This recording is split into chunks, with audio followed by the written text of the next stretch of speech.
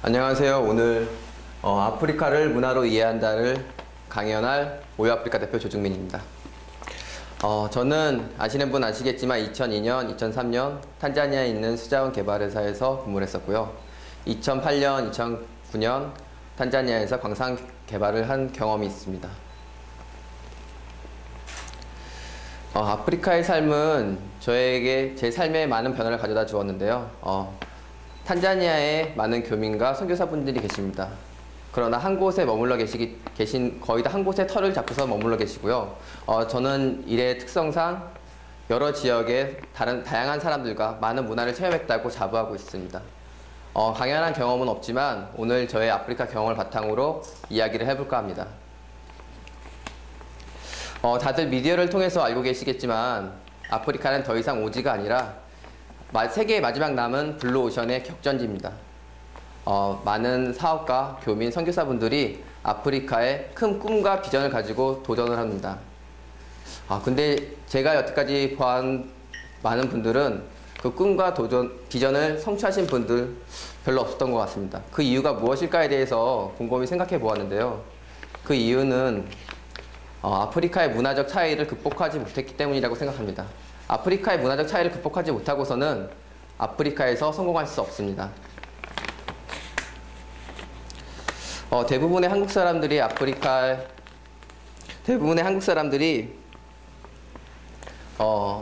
현지인들보다 더 뛰어나다고 생각을 합니다. 그러나 저의 경험으로 비춰봤을 때는 아프리카에서 현지인과 조화롭게 생활하는 것이 제일 빠르게 적응할 수 있는 방법이었습니다. 많은 외국인들이 돈을 이용하여 현지인들을 컨트롤하고 또 다른 벽을 만들어 생활하는 모습을 보면서 되게 많은 안타까움을 느꼈습니다. 아프리카에 오래 계셨던 분들이나 아니면 비즈니스 경험을 갖고 계신 분들은 아프리카의 시간관념에 대해서 많은 얘기를 할 수 있을 거라고 생각합니다. 저 역시 그렇고요. 아프리카의 시간 개념에 대해서 단순히 말씀드리자면 아프리카는 아침, 저녁 이런 식의 사건 중심의 시간관념을 갖고 있습니다. 예를 들자면은 제가 이제 아루샤에서 근무할 때였습니다. 아루샤에서 근무하면서 회사 출근하는 아침길에 학교를 지나가게 되는데 그곳에 교장 선생님이 계신 거예요. 그래서 아침에 인사를 드리고 왜 여기 나와 계세요? 이렇게 말씀드렸더니 손님이 오시기로 했다고 그러는 거예요. 그래가지고 그렇구나 하고선 저는 사무실에 출근을 했고 점심때 이제 밥 먹으러 나왔는데 저 멀리 아직도 그곳에 계속 앉아 계신 거예요. 전 그렇게 생각했습니다.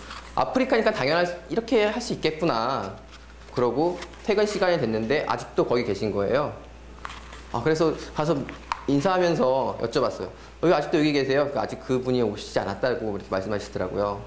그래서 약속 시간은 언제로 잡으셨는데요? 그랬더니 약속 시간 오늘 만나기로 했답니다.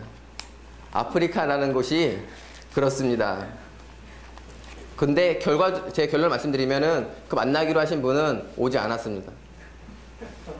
근데 그 교장 선생님이 전혀 화를 내지 않고 그 사람한테 뭔 일이 있었겠지. 내일 다시 와서 기다려 봐야지. 그렇게 말씀하시는 겁니다. 근데 대부분 이제 한국 사람들이 아프리카 현지인과 약속을 할 때 30분을 기다린다거나 1시간을 보통 이렇게 기다리는데 그 만남과 동시에 너무 화가 나는 거예요. 그래서 훈계를 하고 지적하고 그렇게 하는데 탄자니아 사람들은 거기에 대해서 미안해하거나 사과하지 않습니다.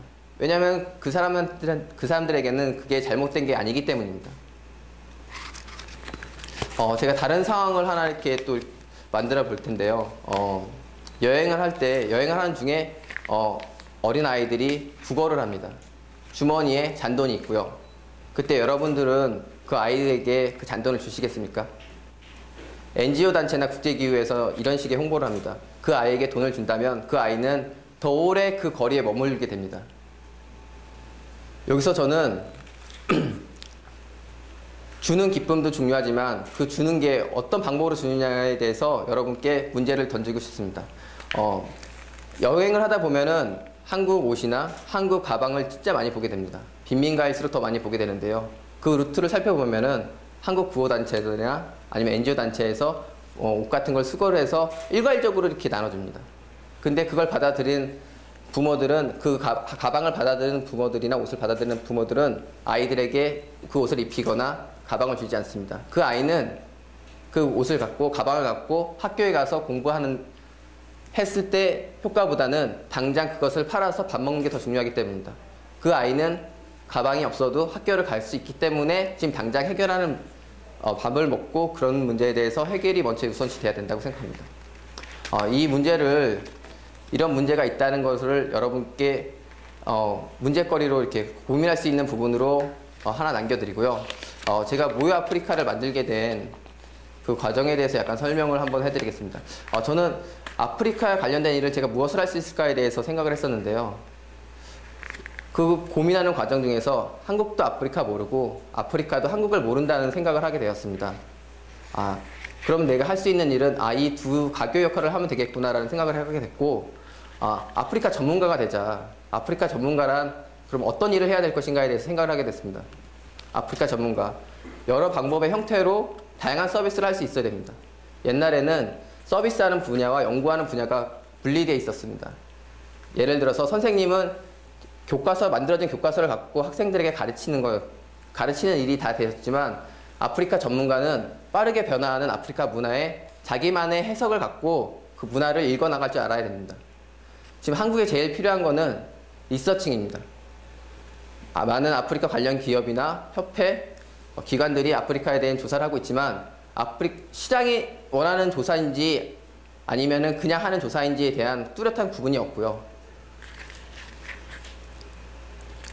방송이나 미디어도 결과물을 대중들에게 보여주면서 잘못된 정보임에도 그것을 책임지지 않습니다. 이러한 과정들이 아프리카와 한국을 더 멀고 불신하게 되는 과정인 것 같습니다. 저는 보다 많은 젊은이들이 아프리카의 꿈과 비전을 가지고 도전했으면 좋겠습니다. 그 비전과 꿈을 모여 아프리카가 함께하고 싶습니다.